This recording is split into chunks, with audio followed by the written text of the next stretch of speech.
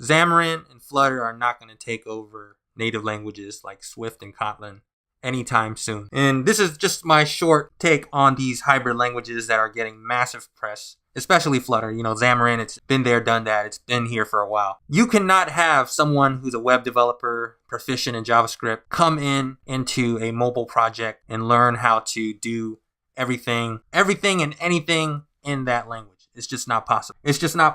And the reason why a lot of companies like these languages, right, these hybrid languages, is because they honestly believe in their little brains, these little chicken brains. They think, oh, I'm just going to hire this one person who does JavaScript or C#, because that's Flutter and Xamarin respectively. I'm just going to hire this one person and he's going to be able to do two people's work, two people's jobs with just one person, one developer. This is the problem. You could create a hybrid app for iOS and Android in Flutter or Xamarin with one developer if the app is going to be very simple.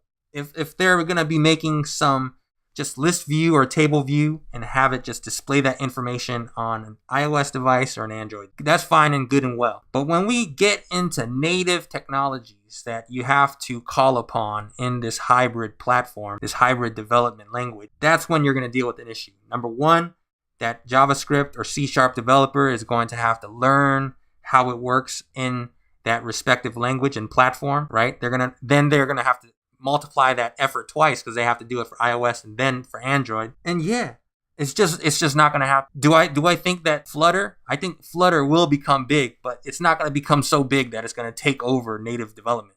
That shit just will not happen. And if it happens, I'll eat my words, but I have not eaten my words ever since I started, because Xamarin was always there when I started. And where has it come? Where has it gone? It hasn't really done much of an impact. I think these hybrid languages make sense for businesses who have an overstock of C# developers on hand that are on the bench, that have JavaScript developers on hand on the bench. Then sure, you can make them fiddle with it. But if you look at Instagram, sure, they make certain screens with the hybrid language. But as far as I know, you might know different. These hybrid languages are used on very simple pages like the settings screen, all right?